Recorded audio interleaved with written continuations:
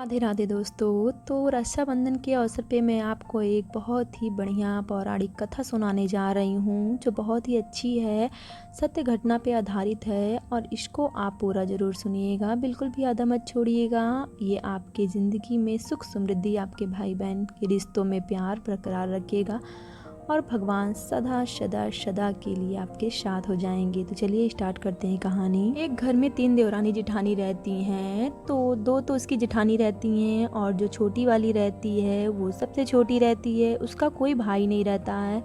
रक्षाबंधन का त्यौहार आ जाता है, दोनों जेठानियाँ अपना सामान पैक करती हैं अपने पीहर जाने के लिए। तो छोटी वाली कहती, दीदी आप कहाँ जा रही हैं? तो कहती है बड़ी वाली, दोनों मैं अपने घर जा रही हूँ अपने भाई को राखी बांधने, लेकिन तुम क्या समझोगी भाई क्या प्यार को कि तुम्हारा तो कोई भाई ही नहीं है। छोटी वाली बहुत रोने लगी और वो भगवान विष्णु की बहुत ही बड़ी भक्त थी, बहुत विश्वास रखती थी और कृष्ण को ही अपना सब कुछ मानती थी। हर साल कृष्ण के प्रतिमा पे ही राखी बांधती थी, लेकिन वो बहुत दुखी हुई इस बात से क्योंकि इस बार उसकी जेठानी ने उसे ताना मारा।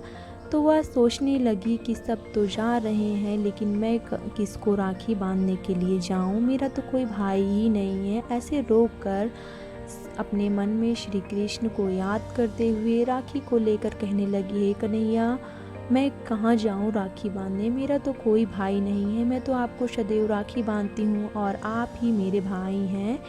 तो श्री कृष्ण तो सुन लेते हैं और फिर सुबह उनके घर पर आते हैं और कहते हैं, ये हमारी बहन है, बहुत रिश्तेदार की मैं इनका भाई हूँ, इसको आप मेरे घर भेज दीजिए, मुझे राखी बंधवाना है। कृष्ण भक्त तो लड़की कुछ नहीं बोलती है और उसका पति सोचता है ये कौन सा भाई है, अभी तक नहीं था। तो वो बोलती, हाँ मेरे रिश्तेदार के भाई हैं। और वो उसके पति को थोड़ा सा शक होता है, लेकिन फिर भी वो जाने देता है और बोलता है लेने के लिए मैं स्वयं आऊँगा।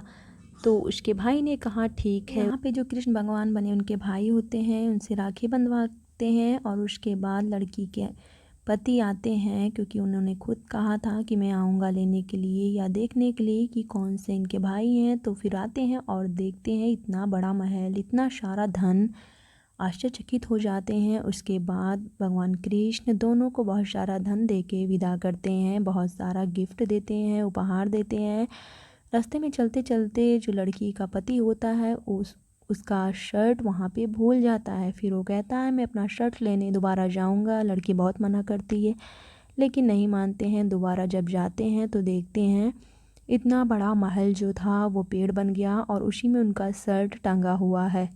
पति देख के आश्चर्यचकित हो जाता है और अपनी पत्नी को मारने के लिए हाथ उठाता है। तभी श्री कृष्ण वहाँ पे प्रकट हो जाते हैं और कहते हैं ये मेरी बहन है और मुझे सदैव राखी बांधती है। उसका पति देख के बहुत हैरान हो जाता है। दोनों श्री कृष्ण को प्रणाम करते हैं और उसके सच्चे भक्ति पे बहुत ही गर्व होता है उसके पति को। तो इस तरीके से जो भी श्री कृष्ण की भक्ति करता है, भगवान सदैव उनके साथ रहते हैं, उनके पिता के रूप में, उनके भाई के रूप में, उनके दोस्त के रूप में, किसी चीज़ की कमी नहीं होती है। जितना हो सके इस कहानी को शेयर कीजिए जिससे कि भगवान पे सभी का विश्वास बढ़े और भगवान से सब जुड़े रहें। तो प्लीज़ चैनल को लाइक, सब्सक्राइब, शेयर करना बिल्कुल ना भूलें।